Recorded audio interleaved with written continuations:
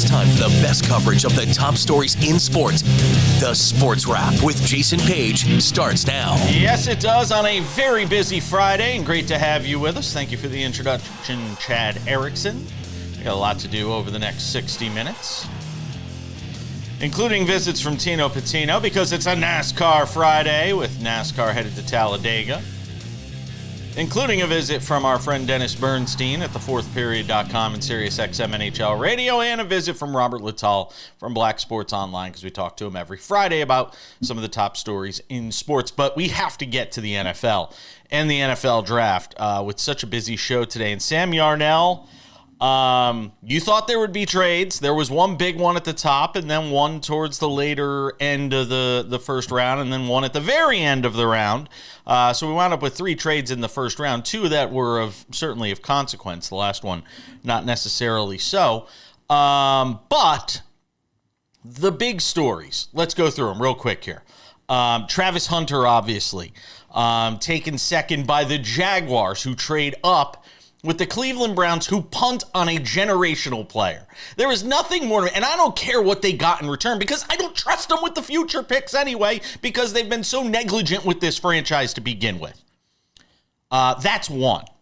I love the pick for the Jags. I don't have an issue with them trying to go for it with Hunter and bring in, this sort of transformational, once-in-a-generation player.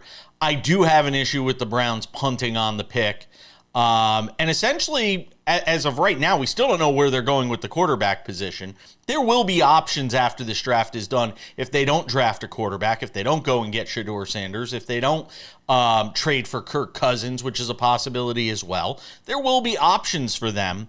I want to know, first off, what you made of the Browns' decision to punt it too.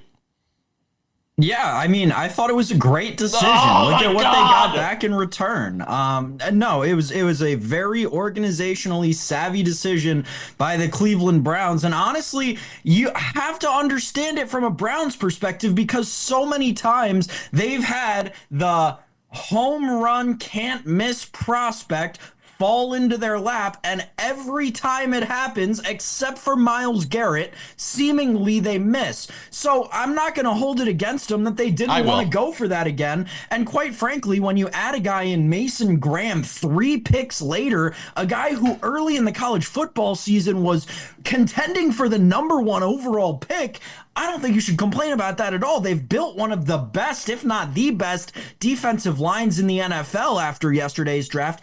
And they've built on their franchise for years to come, including already having multiple first-round picks next year and multiple picks in the second round on Friday night, Jason. As I pointed out, I don't trust them with the picks, because they just showed me they punted on the pick of a once-in-a-generation type player that could really rejuvenate a franchise that right now needs rejuvenating. Great. I agree with you on Mason Graham and all that he brings to the table. Problem is, you got to score points. And they haven't been able to score points because they've sucked at the quarterback position. They've sucked everywhere on offense, and they needed somebody to help them with that. And Travis Hunter could have helped them on both sides of the ball. As a lot of people point out, he's 2 players in one. I don't like it.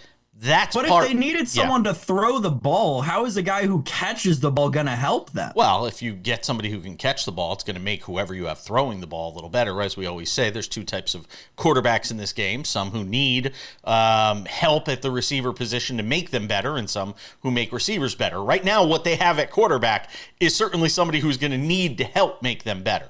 All of that notwithstanding, got to get to the second half of this draft.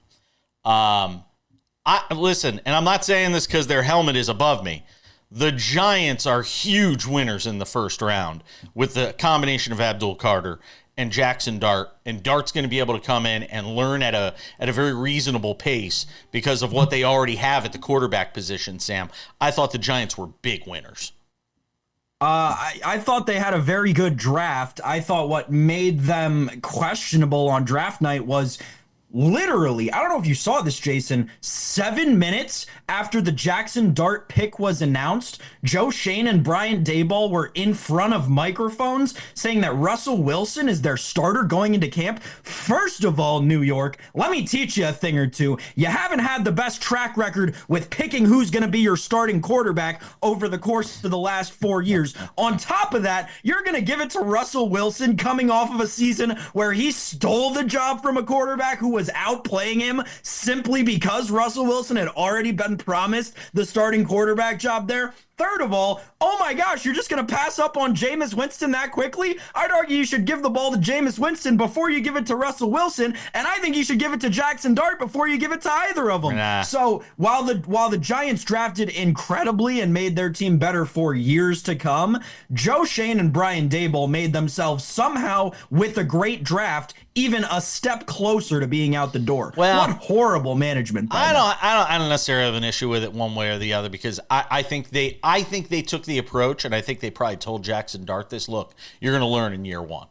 We've got two established veteran guys, and maybe the Maras have given them some sort of comfort in the fact that, hey, if we're not good this year, we're gonna give you a year, with Jackson Dart, that those guys are going to be extended ultimately, as long as it isn't an absolute train wreck or some sort of mutiny. We'll have to wait and see on that. I want to know what you think of Shedeur Sanders slipping out of the first round, because everybody and their mother said it was 96 or 97% certainty that he'd be drafted in the first round. And nothing is more perfect than, or more emblematic of what happened in the first round to Shedeur Sanders than the shot of ESPN going to his draft party in Canton, Texas, only to have an empty room with some pillows on a couch and no Shedeur Sanders. Nothing more emblematic of what the first round meant for Shedeur Sanders. Yeah, I really hate to be that guy, but I feel like every time we talk about him during the college football season, it was like, this kid is not a first-round talent. I think he and is. There was a tweet that dropped 5 picks into the draft. I don't remember whether it was Schultz or Breer, one of these guys who was breaking all the news. By the way, next time we have Jordan Schultz on the show, it'll be very interesting to ask him, because after about the 5th pick in the draft, everyone stopped breaking news. I think the NFL may have said something to all the newsbreakers who were letting the picks out early. Listen, on the Shedeur thing, it came out very quickly in the draft once we got past that 3rd pick that organizations really didn't view him as a first-round talent. And it's a sad reality, but it's the truth. I don't think they ever really did. And it seems like all of this, he's going to go 3rd overall, may have always been smoke. Mel Kiper, the entire first round, was basically saying, best quarterback in the draft. Best quarterback in the draft. And he may wind up being proven right. I think he was first-round pick worthy. I think he's being punished in part for sins of the father. I think he's being punished in part for sort of the way he's handled himself.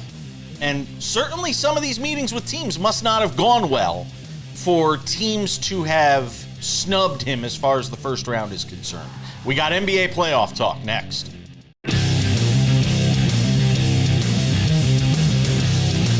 All right, we take it to segment 2 on the show. Coming up in 10 minutes, Robert Littal, Black Sports Online founder. I want to get his thoughts on Shedeur Sanders slipping out of the first round. His answer may surprise you when it comes to the Shedeur Sanders dropping out of the first round.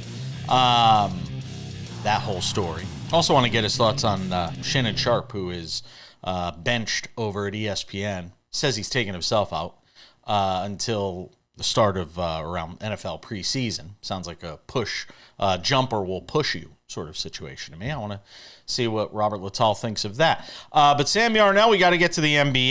And, of course, 3 game threes last night. Start with the Knicks in Detroit. Obviously, one of the more competitive series here. We thought there'd be maybe a few competitive series, and this is obviously one of them. And frankly, that's what's going to save the first round of the NBA playoffs, Sam, are these 3 competitive series, because you've got, 5 other ones that really aren't competitive. So the Knicks and Pistons is one of those series that they need to be competitive, obviously, for that reason. As long as you have one good game, every night, out of 3 that suck. I think the NBA is going to have to take that. The Knicks go on the road last night in Game 3, and look, they play their most complete game of the series so far. They played 48 minutes of hard-nosed basketball, almost found a way to cough it up late. The NBA's clutch player of the year in Jalen Brunson, doing clutch things, as always. And can I just say this? I know this is an aside. I can't believe that we've had a replay system in the NBA now for a few years, and coaches still haven't figured out to save it until late in the game. I know there are some stupid, bad calls that are made by officials, but how many times do I have to see coaches use a challenge in the second quarter that they wind up losing, or they win it and come back on the offensive end and don't even score, that isn't even critical to the overall game, and then late in the game when you need one, it's not there. And it just boggles my mind sometimes the way coaches use this stuff. But the Knicks get a win, reclaim home court advantage, and it feels like reclaim control of the series, Sam. I will say, though, Jason, to your point, that the NBA does not do any sort of job in helping the coaches make it easy to keep their challenges until late, with all the convoluted rules around, oh, well, if it's inside the last 2 minutes, no one can challenge anything. You can only call regular timeouts. So if I'm a coach, I'm going to save my challenge until the fourth quarter, but if there's 4 minutes to go in the fourth quarter and there hasn't been a controversial play yet, am I challenging just a random sideline out of bounds? I think that the rule with regard to the coach's challenge, and I guess it's kind of across sports, not being able to use it late in games, to me, kind of always defeats the purpose. If you can't challenge the biggest plays of the game, what's the point in challenging the non-big plays in the game? Regardless, different conversation for the middle of the summer when we have nothing else to talk about. On the Knicks side of things, yeah, they really did try to choke this one away, but it was a dominant performance there at the beginning. I mean, they were suffocating the Detroit Pistons. And I think that the point that you made about the NBA kind of needing this series to be interesting is a very good one, because they really do. But I will say, Jason, I was shocked. I thought last night in Memphis we were going to get a huge upset, and then all of a sudden the Thunder come roaring back. Lord. That's got to be good for the ratings a little bit, right? Oh, my God. What a mess. What an absolute mess last night. You get the... That was horrible, man. Yeah. The Grizzlies threw up all over themselves. Yeah, yes, they did. Well, I mean, Ja Morant gets hurt at the end of the first half, and they have a 29-point lead or whatever it is, or a 27-point lead at the end of the half, or a 20-point lead, whatever it is, at the end of the first half. And then the Thunder go on this run in the second half without Ja Morant on the floor. And for the second straight night, you have a player get hurt on a play where he's undercut by a defender. And again, in this case, Dort is just gone, is kind of sliding to the ground. There was nothing intentional about, sort of the way it happened. And Morant goes down hard. And I will keep saying this, though.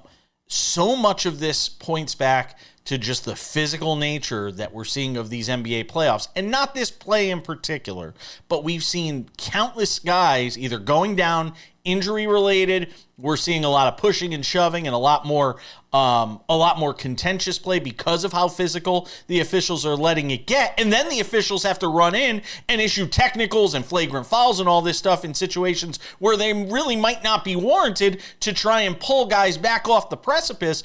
When the reality is, the reason it's getting that physical and contentious, I'm not saying it has to be, NBA All-Star game like, and guys get to run up and down the floor and nobody touches anybody. But at the same time, Sam, the league continues to put itself in this position vis-a-vis its decision to allow this game to be so much more physical than it ever is. I was texting with Stan Van Gundy about it the other night, and I said it's the equivalent of if Major League Baseball had a strike zone for the entire regular season, that was one thing. And then in the postseason decided, you know what, we're going to make it ankles to your neck for a strike zone. And pitchers and hitters would be like, what is going on here? That's what the NBA's done with this decision to allow it to be so much more physical in the postseason. Well, but here's the thing. If they did this during the regular season, Like, if they officiated games the same Nobody way would as they be are now around. during the regular season, which I know would never happen, but ratings would go through the freaking roof, man. Well, I don't know. Everybody would be injured. And they would have nobody to play. They'd have nobody left at the end of the season if the game was played this hard for 82 games. Oh my God. Mental rest, physical rest nights. Oh my God, they'd be off the charts. You think right. You think guys are going to play like this during the regular season? No way. To me, that seems like there's got to be some sort of common ground that you've got to be able to find if you're the NBA, because quite frankly, now you've made the regular season unwatchable to new fans, and you've made the playoffs unwatchable to current fans. You've done a real number on your sport there, NBA. You really have. They really have. And now you got John Morant, who's likely going to be out. That series in Memphis likely to end with a sweep. And boy, say this, Sam, the Los Angeles Clippers just continue to impress in these playoffs. They could easily be up 3-0 in this series. That game one loss in Denver was certainly there for the taking. And Kawhi Leonard continues to be great. James Harden was excellent last night, and I tell you, I'd be shocked if the Clippers didn't win this series now. I think that's a touch far for me, because I think just as easily, Jason, as they could be up 3-0, they could be down 1-2. Think about that game, too. It was a lot closer than we made it out to be. James Harden didn't show up, and if it weren't for Kawhi Leonard playing like 2019, they wouldn't have won that game. Well, we also had some poor decision-making on the final shot in that game, too. Christian Brown. Christian Brown, your favorite of the week. We're coming back. Robert Littal next.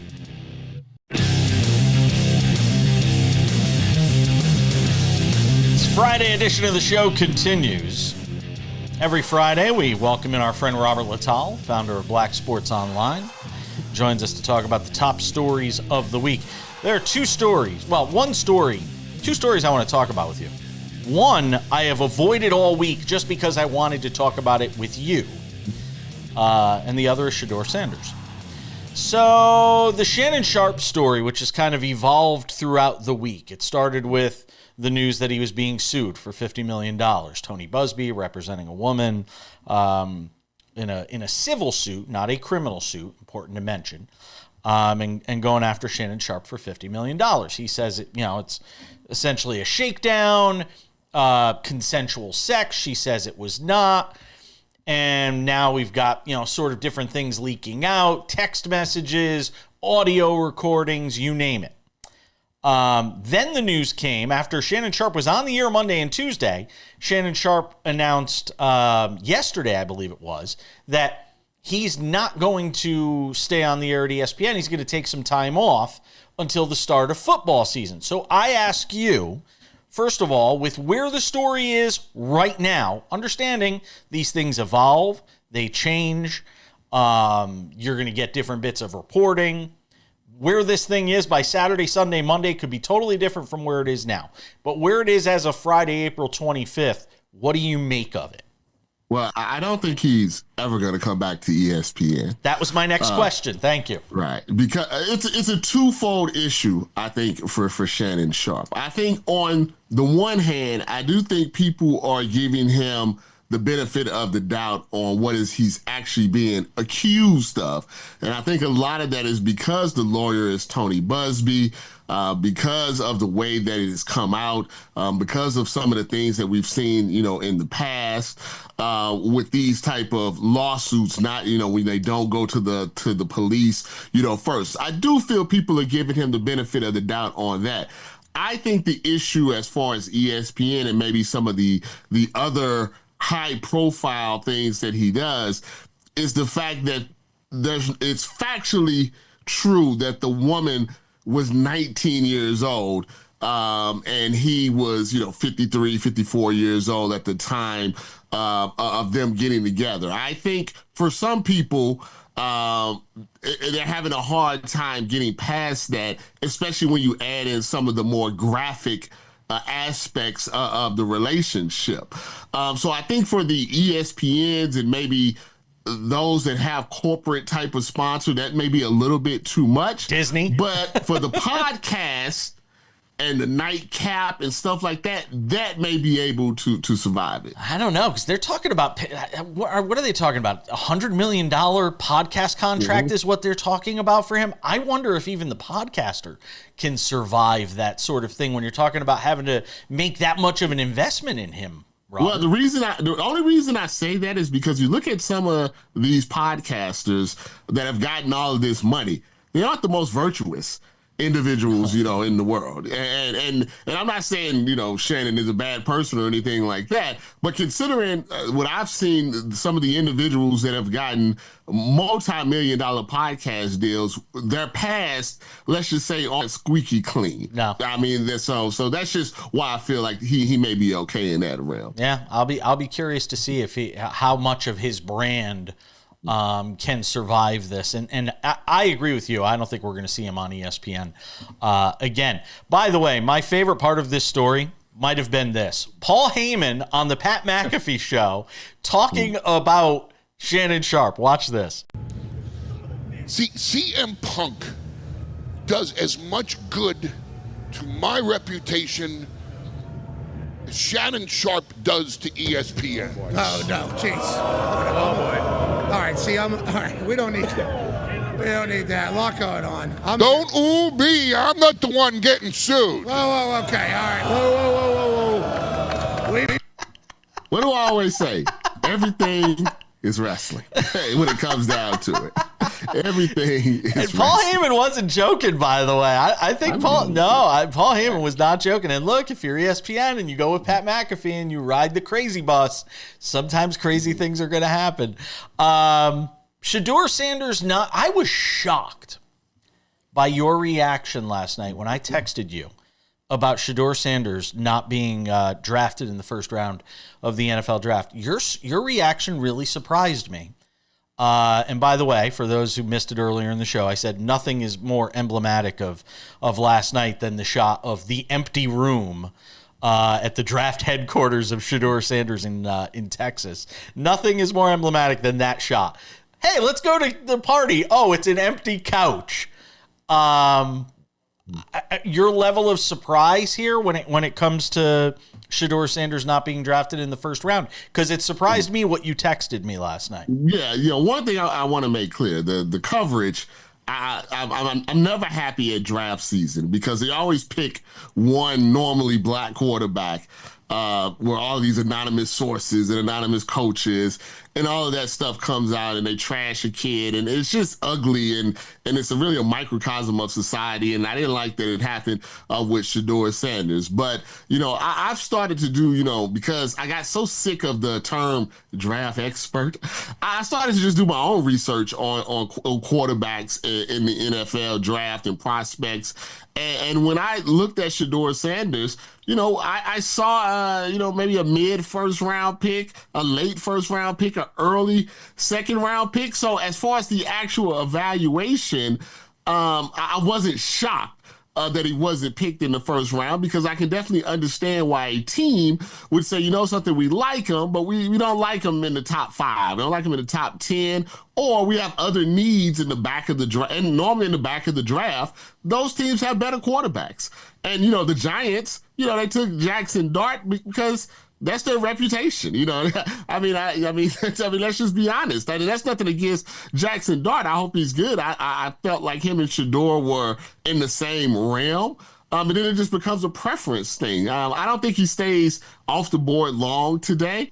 But I wouldn't have thrown that big of a party without a 100% guarantee from a team that I was going to be picked. I agree with you on that. Real quick, I only got about 30 seconds. Is he being punished for the sins of the father? Or the perceived sins of the father? I'd say it's a gift and a curse, because if he was Shedeur James, not LeBron's son, but he may not have gotten as much NIL money or as much fame or as much, he wouldn't be, having to watch and all of that good stuff. So there's a gift to being a famous son, and there's a curse. Same with Bronny. And so I think you got to take the good with the bad. Robert Littal is the founder of Black Sports Online. Go and check him out there on X as well at BSO. Thank you, my friend. Have a great weekend. We'll talk to you next week. I hope next week's a little less hectic than this week was. Welcome back to this Friday edition of the show. No sport is left behind here. Especially when we got this guy, Dennis Bernstein, thefourthperiod.com, SiriusXM NHL radio to talk to us from Edmonton, Alberta, Canada. We're on in Canada. We love you guys over on Game Plus. Fubo carries us up there as well. Dennis, a lot to talk about. And look, we'll get to the series that you're watching there with the Oilers and Kings, but let's start with a couple of things that took place on Thursday night and give a little recency bias, I guess you could say. And look, I mean, your level of surprise at what Florida did winning the first two games in Tampa. For a guy who picked the Tampa Bay Lightning in 5, how do you think it is? It's pretty high. Shocking. You know, it's funny. You talk to coaches near the end of the season, teams like Winnipeg and teams at the top about resting players. And what do the coaches say? Can't turn it on and off. The Panthers were 3-6-1 in their last 10 games. They looked old. They looked beat up. They looked tired. They looked like they played too much hockey. And they go into Tampa against a team that's red hot and do that. The championship medal showing in the first two games, a shocking outcome for me. I had Tampa going to the Cup final. Now they got to go down to Fort Lauderdale and win 2 games. I don't think so. I picked Tampa in 5. Now it's starting to look like they could be the Panthers in 5. Just a great performance. Great work by Bobrovsky and Nick. To me, yeah, shocking outcome in the first 2 games in Tampa. Yeah, and Lightning had their chances late in that game last night and unable to get one in. The late empty netter for Florida. They win 2-0. Look, we thought last week when we had this conversation that the Stars were in a world of trouble. You know, they had lost like 7 of 8 coming into the playoffs. They lose Robertson to injury right before the end of the season. And then they go and beat one of the best teams in hockey 2 of the first 3 games of this series. Try and help me understand this. I can't, because I picked the Colorado Avalanche to win the Stanley Cup. So I'm trying to figure it out. But here's what happened. Look, they found a way. Tyler Seguin coming back. You know, Jason Robertson, everybody talked about Jason Robertson. He's out. Ty came back and scored in, I think, both games, scored a big goal in game 3. And, you know, it's different. The overtime's different in the Stanley Cup playoffs, Jason, right? I mean, you had a guy like Colin Blackwell, a 4th liner, scoring a goal. Maybe it is their year. And then they go in, and a game that I thought they had no chance to win. Gabriel Landeskog, for the first time in 3 years, over 1,000 days, comes back. The roof blew off Ball Arena, and they found a way to limit that team to 1 goal with all those players. Just a great coaching job by Pete DeBoer and great defensive play for a team that I didn't think had them in him. I had it going the other way in about 6 games, but now Dallas is the favorite to emerge. This was going to be a tough series. I'm not counting the Colorado Avalanche out. I think they can hold serve and get to game 4 and get out 2-2. But right now they're behind the 8 ball, and it's a shocking display of defense by Dallas, but a lack of offense by Colorado once we got to the postseason. Vegas Golden Knights, Minnesota leads that series 2-1 after a 5-2 win last night. And look, we looked at the Vegas Golden Knights, obviously, as one of the favorites entering this postseason. Again, how do you explain sort of what we've seen? Why do you keep bringing up all the series that I picked? We're all getting them wrong right now, Dennis. We're all getting them wrong. My biggest takeaway after 3 games of that series was if Kirill Kaprizov played the entire season, he would have been the Hart Trophy MVP winner for this league because he was the leader at like 20 games in. They had the best record in the league in 20 games. He went out. Eriksson Ek went out. They got healthy. They're big. They're physical. They can match the physicality of the Vegas Golden Knights. It's still a shocking outcome, though, because I really thought Vegas was really loaded this year. Didn't have them coming out of the West, but had them going to the conference final. Now it's in jeopardy because a team that plays poorly at home, like Minnesota, those 2 guys back in a lot, they're getting goaltending from Gustafsson. It's not a shocking outcome, but one I didn't expect right now. And they're feeling it right now because they went into Vegas and won that game too. It gave them confidence, and they're scoring goals. So, yeah, it's a great job by John Hines behind the bench and the team that nobody gave a chance, really, other than maybe people that live in Minnesota. The series that you're watching and that you'll be taking in, Edmonton, or that you have taken in, Edmonton and Los Angeles, with the Kings up 2-0 in that series and really dominating through the first 2 games. If I told you one team would score 12 goals in 2 games, have 5 power play goals and convert 50% of the power plays, you would have told me it was the Edmonton Oilers. It's the other team. But I told you, Jason, I've been telling people for like the last month to 6 weeks, this is a different Kings team.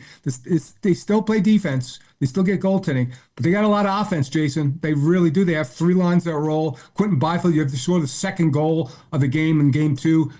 Very few players can make that elite play. This is a deep, dangerous team who's feeling it right now. But I will say this, tonight in Edmonton, this will be the most difficult game the Kings will play all season. This is do or die. It's not game 7. It might be game 6.5 for Edmonton. This is a wounded team that, I'll be honest with you, Jason, I've said this before coming into the series. The Edmonton Oilers of last season, I went to game 7 of the Stanley Cup final. It's not the team this year. The supporting cast isn't as good. They're banged up. And the biggest issue in this series for Edmonton Oilers, no Mattias Ekholm. You can see the way they played defense in the last 2 games. He is a missing piece. He's not going to be coming back for the series. That's a major reason why the Kings are up 2-0. Maybe they don't get the game tonight, but they are clearly a better, deeper team, and I think they emerged from this to play the winner of Vegas and Minnesota. In the final 45 here, St. Louis, Winnipeg throws up a dud last night. Yeah. They look good through the first 2 games of that series. Any reason to be concerned if you're a Jets fan? Yeah, I picked this game. I picked Winnipeg in 7.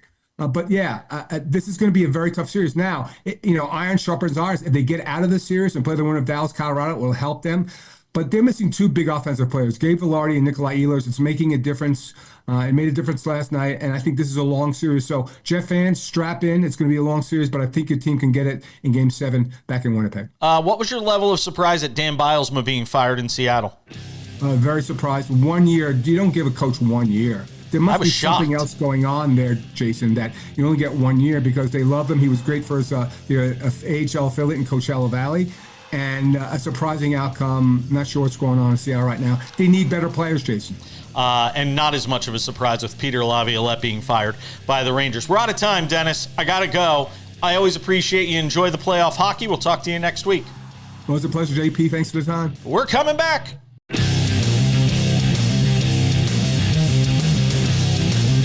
Sports Wrap continues on this Friday. Coming up in 10 minutes, Sammy Arnell returns for Odds and Ends with a focus on Major League Baseball. But it is Friday, and if it's a Friday, it's a NASCAR Friday with this guy. He's back, Tino Patino, NASCAR betting insider. You could hear him on the weekends giving some picks out and dispensing advice on SiriusXM NASCAR radio, which I was driving around listening to the other day. So I want to get your thoughts on a couple of things before we get to this week's race, the Jack Links 500, coming off the bye week or the off week, as it would be, taking place at Talladega. But before I get to that, I want to ask you about Kyle Larson, who wrecked an Indy car for the first time. It was open practice at the 2.5 mile oval track out at Indy, which I've, by the way, kissed the bricks at, which is very cool. One of the cooler things I've gotten to do in my life: drive around the track and then kiss the bricks. But I want to ask you, with so much invested in him from a Cup Series standpoint, you got him doing dirt track races, you've got him doing Xfinity races, you've got him doing truck races, now you've got him doing IndyCar. At some point, when you're talking about the best driver in the world, arguably, and how much is riding on his success, does the team have to sort of protect Kyle Larson from Kyle Larson at some point? I would say no, because all of those things that you mentioned is what has made up Kyle Larson to be this great, to be considered one of the best drivers in the world, and to be great at driving in all these different disciplines, whether it's dirt racing with the sprint cars, Cup Series action, all 3 series there, or now we see him in IndyCar as well. I think they don't have too much of a worry. Obviously, they don't want him to get hurt, but him testing the limits in a test session for the Indy 500, perfectly fine for me. I feel like the team feels the same way. If you're gonna wreck, have it happen then. I don't think he'll make the same mistake twice in that aspect. But it's like, we know you're great. Everybody recognizes you're one of the best in the world. So at some point, don't you have to say, pull back a little bit? I'm not saying don't go and do it, test the IndyCar and all that, but I'm talking about everything else that comes with him as well. That's his driving style, is being aggressive. That's what we see him do each and every week on the Cup Series side. So I understand the thought process there, like maybe pull back a little, maybe be a little bit more on the safer side or conservative side in all aspects of racing. But I don't think he'd be as good if people were to try to hold him back a little bit. He's like a Lamar Jackson in the NFL. You're not going to tell Lamar to stop running or stop, throwing at when he does on the run and everything like that. The crazy moves he's going to make. As for Patrick Mahomes and the best top caliber people in those sports. So I'd say no, he's got to keep doing him, and I think that's what makes him as great as he is. Are you surprised that he is as high of a favorite as he is for the Indy 500 right now? That he's basically co-favorite to win the Indy 500? Yeah, that isn't surprising just because we saw it last year as well, but it's definitely not a proper number, I would say. It's just based off of all the fanfare around him. If it does happen, a lot of people want to have that winning ticket of him winning the Indy 500 and potentially then sweeping the weekend with the Coke 600 as well there, getting the back-to-back, getting the double feature. It's such a high-regarded thing that I think that's why we're seeing that such low price. All right, so how would you sum up this first half of the season, Tino? Like if there's a headline to you at the top of the newspaper, what would it read? To me, I think it would say big dogs rise to the top. And what I mean by that is the top teams in NASCAR have continued to show out this entire season. And not just the teams, but the drivers as well. Denny Hamlin, Kyle Larson, William Byron, Christopher Bell. Not only have they won multiple races this season, but that's something that we didn't see happening that much last year in terms of winning back-to-back or races in a row. Christopher Bell has done so. Denny Hamlin almost got 3 in a row as well. We saw Kyle Larson end the off weekend or before it off hot. So to me, I think that's key, is seeing those top teams continuing to dominate this season. All right, Jack Link's 500, easy for me to say, out there at Talladega, and we know there's going to be a lot of action and potentially a lot of wrecks. What are you looking for? Who do you like this week? So when it comes to betting at Talladega, I'm not afraid to pick some winners in this one. I know some people are, and rightfully so because of the chaos, but certain drivers have mastered this racetrack. Ryan Blaney's the favorite, rightfully so. He has 2 top 3 finishes in the last 5 races at this track. He's plus 1,000, but Bubba Wallace brings good value. Plus 2,200 for him. He's great at the super speedways. A driver like Ricky Stenhouse Jr., who we don't talk about a lot, he won here last fall. I like his odds, 28-1 to do so again. He is the 4th best average finish all time at this racetrack. Dale Earnhardt, Davey Allison, William Byron, and then Ricky Stenhouse Jr. So it's interesting to see the types of drivers who have mastered super speedway racing at Talladega. And Tyler Reddick won it last year as well. Yeah, Bubba Wallace's teammate, exactly. So good point there. Another thing that's important to note from that standpoint are drivers below the cut line in the standings right now, who feels like they're in a win and get in type of position, a must-win scenario. Brad Keselowski is looking like that right now. He's 14-1 to get the win. He finished in 2nd in both Talladega races last year in 2024. Well, you mentioned Bubba. He's done fine on the points front this year, and I mean, I would imagine he could continue that approach, or does he have to start looking now with a greater sense of urgency? Well, we talked about headlines early on, right? So I would say Bubba's headline is a great start to the year for him. 8th right now in the points, right below his teammate in Tyler Reddick, who's in 7th. I don't think he's going to have to start pushing the issue or being too aggressive at any racetracks as of now. He's solidifying himself by getting those stage points like we talked to him about in a prime spot to stay up there and make the playoffs on points. So he can go and be aggressive on these super speedways because he has that cushion, but I don't think we see him do too much and hopefully not hurt that good cushion he does have. All right. Tino Patino, ladies and gentlemen. Talladega this weekend. Always appreciate you. Check him out on SiriusXM NASCAR Radio on the weekend as well with his betting insights. Always appreciate you, my friend. We'll talk soon. Thank you. We're coming back with more Sports Wrap. Don't go anywhere. Odds and ends and some baseball talk. Wraps it up next.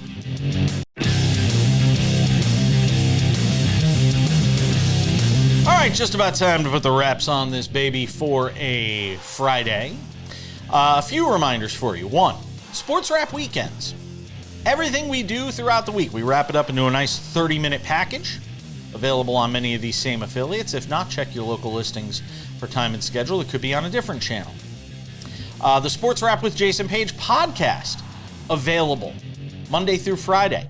over on all your favorite podcasting platforms, including Spotify, Apple Podcasts, YouTube Podcasts, iHeartRadio, TuneIn, Odyssey, Amazon, anywhere you get a podcast. You can listen to this show as you drive into work, take the subway, the train, whatever it may be, or it could just be good background noise while you're cooking. Sports Wrap with Jason Page, the YouTube channel. We are really doing a big push on this with content on the YouTube channel. It is always updating. There are Sports Wrap shorts that we put up there, sometimes clips from the show, sometimes extra clips because there's news breaking throughout the day and we're not on for an entire 24 hours. So we have to sometimes fill in the gaps. We do that on the Sports Wrap with Jason Page YouTube channel. Always good content there, I promise you. Even throughout the weekend, I'll be updating it while I'm at a bowling tournament this weekend in California. So, without any further delay, ladies and gentlemen, let's get to it. Time for some odds and ends. Odds and ends, Sam Yarnell. Major League Baseball. Let's talk about it. Some interesting things going on in Major League Baseball. And we haven't talked a ton of baseball outside of the guests that we've had on the show this week, but there have been a number of injuries that just continue to sort of plague the pitching markets right now around the league. We talked about it a little bit yesterday. I know we mentioned it with our friend David Ardsma. But Blake Snell dealing with discomfort. He's not going to be throwing. The Royals are dealing with injuries in the pitching department now with Cole Reagans, their ace, leaving with a groin issue. Every time you turn around, it feels like there are pitchers that just can't stay healthy right now, Sam. Continues to be an issue around baseball. Yeah, Kumar Rocker too, Jason, someone who I wanted to talk about. We didn't have enough time to yesterday with Jason. He's now going to the injured list as well with a hamstring injury. So, you know, a very highly touted prospect in that Rangers rotation got his chance here early, and I don't think lived up to the expectations that any of us had for him, even the low end of those expectations. So it'll be exciting to see a guy like Kumar Rocker potentially get right. But I agree with you. It does feel like, even more so than last year, in a season where it felt like everyone was injuring their elbow, doesn't seem like a lot of elbow injuries this year. It's a lot of lower body, it's a lot of hamstring, some obliques getting thrown in there, which you always kind of see, but it's a lot of those scary non-elbow injuries for baseball players. An oblique, a hamstring, a lat. These are all injuries that you really can't recover from outside of doing anything besides not moving. By the way, what is the hardest thing for a professional athlete to do? Not move. So those injuries always worry me this early in the season. Let me ask you something. Didn't you have a bet for the month of April on the White Sox? What was the win total number you had for them? White Sox under 11.5 wins before the end of April. One of the most free It's not bets done you'll yet, ever though, is come it? across in your life. Is there? They'd have to win out for the month, or is that officially a wrap? I don't even know if they have 5 games They got left 6 before wins. the end of April. Let's see, because they got their 6th win last night. I was getting ready to congratulate you, and then I looked at the number and I said, they have is it a wrap? Exactly 5 games It's a wrap. left. So even if they win out, it'd be 11. Meet Sam at the window. He gave that one out. Said, take the White Sox under 11.5. White Sox did win last night, beat the Twins 3-0 in a shortened 7-inning game because of rain. But the White Sox 6-19 on the season. Can I also say hats off to the Mets? And it's not easy for me to say this, being a Yankee fan, but the Mets have been, wow, here in the first month of the season. They have the best record in baseball at home. They're another one-loss team. I think they're 12 or 13-1 now in the early going. They didn't play yesterday, but we didn't talk about them yesterday when we had David Ardsma on the show. And I just want to say, hats off to the Mets, who are off to a great start. And look, you know, I'm not saying his numbers are like through the roof or anything like that, but you know, you go and get Juan Soto, and you look at, you know, sort of where this team is. Yes, he's hitting .233, but it's what he's doing to make other guys around him in the lineup better. Pete Lindor. That's a combination of Francisco Lindor and Pete Alonso, by the way, because I was looking at both of them. Francisco Lindor hitting .309, Pete Alonso hitting .341 in the early going. And we said when they got Juan Soto and we looked at this lineup, the guy that was going to capitalize on it the most was Pete Alonso, and Pete Alonso is capitalizing on it the most, Sam. Yeah, Pete Alonso's making himself a lot of money come this offseason because if you'll remember to that contract extension, he has opt-outs after every single year. So Pete Alonso will hit free agency again this offseason, and he's going to get a lot more money than he even got last offseason. So just get ready for that, folks, because the kid's tearing the cover off the baseball early. Yeah, listen, this happens seemingly every year in this new modern era since the whole Verlander Scherzer thing. I mean, we remember how that went, right? Wait until September. That's always my thing with this baseball club. They have this weird tendency for just the calendar to turn to June and everything go wrong, and they'll lose like 20 of 30 or 23 of 35 or something like that. So yeah, again, I think that there are a lot of things that I could sit here and point to in the last minute to say they're unsustainable, but I'll save your time for another show. And they're about to get Jeff McNeil back. So, I mean, hey, look. What?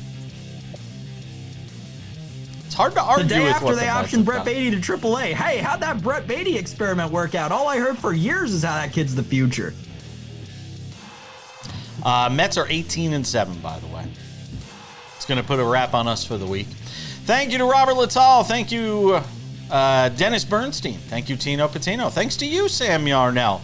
We'll see you all back here next week for more Sports Wrap, or this weekend for Sports Wrap Weekend Edition.